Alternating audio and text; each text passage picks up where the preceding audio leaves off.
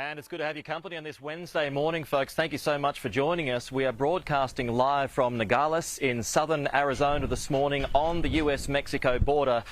That is Mexico over there. This is the United States, and there is a big wall, obviously, that runs through the two nations. This is the front line in America's fight against illegal immigration.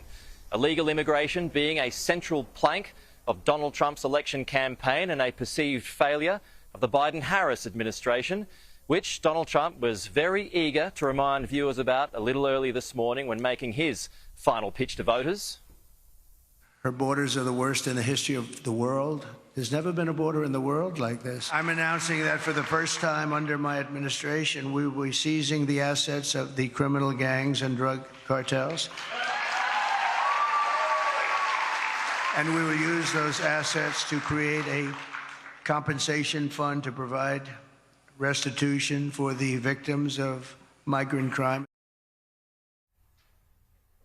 So that was a big policy announcement from Donald Trump this morning, getting in ahead of a big moment in Kamala Harris's campaign in the next few hours, where she will be making her final pitch to voters in a closing statement, even though there is still another 7 days to run. And she'll be doing it from the precise spot from that we saw these now infamous comments from Donald Trump almost 4 years ago.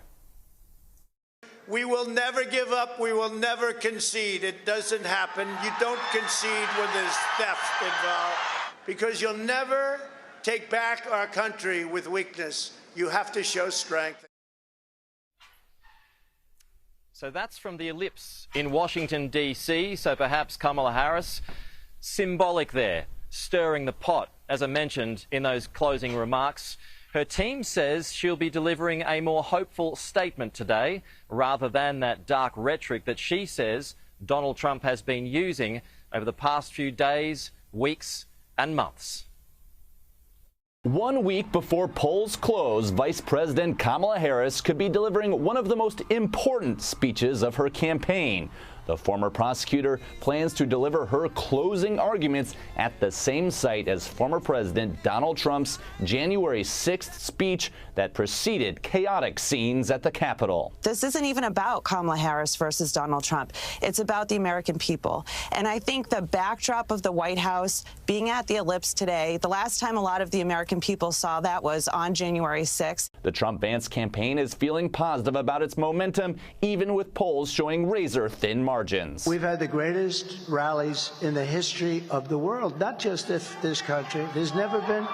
I mean, we filled up Madison Square Garden last night. Trump's rally today is in Allentown, Pennsylvania, which has a majority Hispanic population. It comes as the campaign is still playing defense after a comedian at their New York City rally made a joke about Puerto Rico being a floating island of garbage. The identity of our country is so much deeper than the division they seek to stoke between us. Some Democrats have also tried drawing parallels to Adolf Hitler, something Trump and his allies are pushing back on hard. This is the kind of outrageous rhetoric that has resulted in 2 assassination attempts in the last 3 months. New Fox power rankings still show 6 of the 7 battleground states as toss-ups. So just a reminder, Kamala Harris's closing remarks. It's strange to say closing remarks, even though there's another week of campaigning still to go, but it's a big speech. It'll be at the Ellipse in Washington, D.C. It will be live and it will be in full right here on Sky News just under 4 hours from now. It'll be a big event, though, because there is an expectation that some 40,000 people will be there. Also today, relating to Kamala Harris, a bit of an oopsie moment. She was caught on a hot mic from a couple of days ago complaining about her inability to woo male voters. Yeah. Oh, we have microphones in here. I was listening to everything. Oh, I didn't realize that. Okay. So, well, you'll bleep my app. Yeah, Kenny, the old hot mic. So, as I mentioned, we are broadcasting live from Nogales in southern Arizona this morning. This is part of the wall. Now, there's some 3,000 kilometres of border between the United States and Mexico. This is part of it.